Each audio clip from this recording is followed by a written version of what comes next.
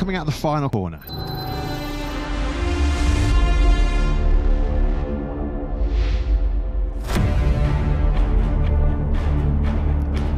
Good morning, or is it? Yeah, it is still good morning, just about. I'm so much in the habit of welcoming you a little bit earlier on our Friday morning schedule than normal, but we can say finally, after a little bit of a delayed and disrupted start, for the first time in 22 long years, first time since the Rio Grand Prix here in Brazil, it was confirmed we would be coming back to this part of the world for MotoGP action. It has been the hottest ticket in town.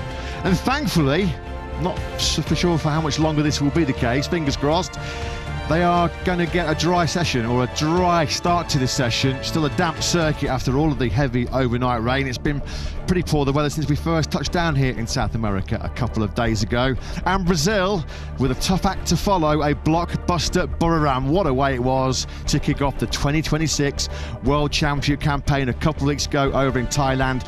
Pedro Acosta, the first KTM rider ever in history to lead the MotoGP World Championship, courtesy of his sprint win, and second in the Grand Prix. He's the first non-Ducati rider to lead the MotoGP World GP era. And certainly positive signs early on from what we've seen. Very few crashes in Moto 3 or Moto 2. So hopefully in this MotoGP session we'll see the 22 very best in the world putting these stunning machines through their paces at what is one of the shorter and potentially one of the quicker venues we will go to on the MotoGP calendar. That is the tyre allocation available.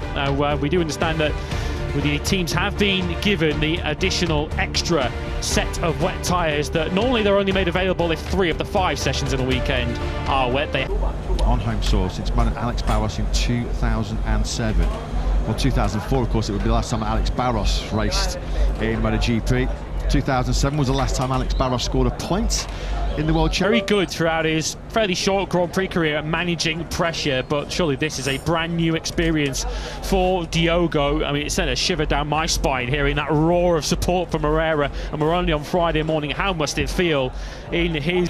Is a rider who, in recent history on Sundays, has been completely untouchable.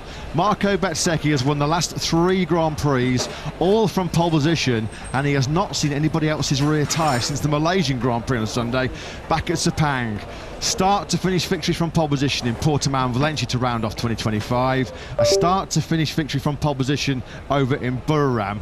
Only the 21st rider in history to win 3 successive Grand Prix in a row. A blip in the sprint on Saturday over in Thailand, Lewis, but other than that, Marco Bezzecchi has set his stall out quite brilliantly at the start of 2026. Yeah, that all adds up on Sunday Grand Prix to 78 consecutive Grand Prix laps without reply that Marco Bezzecchi has led. Can anyone get ahead of him on Sunday? It only took a mistake, didn't it, from Bezzecchi on the Saturday to deny him a double on the first Grand Prix weekend of 2026. Just briefly there, you saw a shot of the returning Fermin Aldeguer in the Grassini box, which means we are back to a full-strength, full-time MotoGP lineup after Michele Pirro filled in for Fermin back in Thailand. Of course, Aldeguer riding for the first time since he broke his left femur in January, just 2 weeks into 2026. So in many respects, this is a bit of a pre-season exercise for Fermin Aldeguer this weekend. Yeah, he rates his sort of personal fitness battle about 70% fully recovered so far, Fermin Aldeguer. Just great to see him back, and maybe he's not at full strength, but we can say we've got a full strength MotoGP grid for the first time in 2026. Speaking about an informer probably rider in the form of Marco Bezzecchi, well, I guess we have to sort of throw Raul Fernandez into that equation as well. Easily by far, he's in the best form of his MotoGP career right now. Buriram was the first time actually in 5 seasons in MotoGP. He actually registered scoring a point in the opening Grand Prix. Ball by the horns over in Thailand, showing everybody that they could have been better at Ayagura not kicking himself off. Would have probably won the sprint by a fairly comfortable margin had he on their hands in 2026. Now, of course, we need in time, but no question here, the reigning champion round of the season in Thailand. Yeah, I mean, at times that Tiger had to call it quits, just could not carry on that first corner. There's a lot more undulation than pole time. He went for a 1:14.8 as Marc Marquez now closes in on Luca Marini. Should really play into the hands of the world champion. Constantly changing.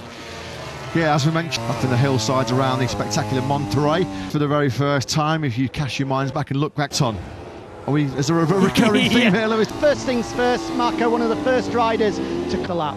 Absolutely, you're fully right. He says drying very, very quickly. So at the moment to understand that the layout of the track is used a new circuit, at least maybe a test ride for the first time in a very long time, completely blank. Coming in a new circuits, so coming into the new track layout and the electronic setting in particular.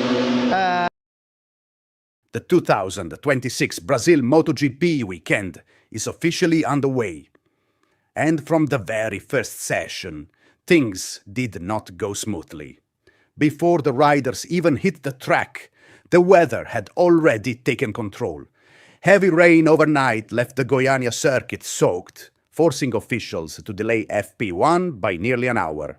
And even when the session finally started, the real challenge was just beginning. The track was still damp, grip was extremely limited, and every rider faced a critical decision: play it safe on wet tires, or take a risk with slicks as the surface slowly began to dry. And in those unpredictable conditions, one name stood above the rest: Pedro Acosta. The KTM rider continued his impressive form, setting the fastest time of the session with a 1 minute 26.688, a lap set on wet tires, in conditions where even staying on the bike was a challenge. But this wasn't just about one fast lap. This was a statement. Acosta arrived in Brazil as a championship contender. And in FP1, he showed exactly why. But right behind him, the pressure is already building. Jack Miller finished second, just a fraction of a second behind. And what makes his performance even more impressive? He set his time on slick tires. A bold decision, a risky move, but one that almost paid off. The gap between them, less than a tenth of a second. That tells you everything you need to know. This fight is going to be close. In third place, Marco Bezzecchi delivered another solid performance, continuing his strong run of form this season. And just like that, we already have 3 serious contenders. But FP1 wasn't just about speed. It was about strategy. Some riders chose consistency. Others gambled on changing conditions. And those decisions made all the difference, because Goiânia is not just another track. MotoGP hasn't raced here in over 2 decades. That means limited data, limited experience, and a lot of unknowns. Teams are not just racing this weekend. They are learning. Every lap matters, every corner matters, every decision matters. And that's exactly why FP1 was so important. Looking at the bigger picture, Acosta's performance is more than just a fast start. It's a signal that he is ready to control this weekend from the very beginning. But with Miller pushing hard, Bezzecchi waiting in the shadows, and several Ducati riders yet to show their full pace, this battle is far from over. FP1 is only the beginning, but it has already delivered one clear message. Brazil 2026 is going to be unpredictable and possibly chaotic.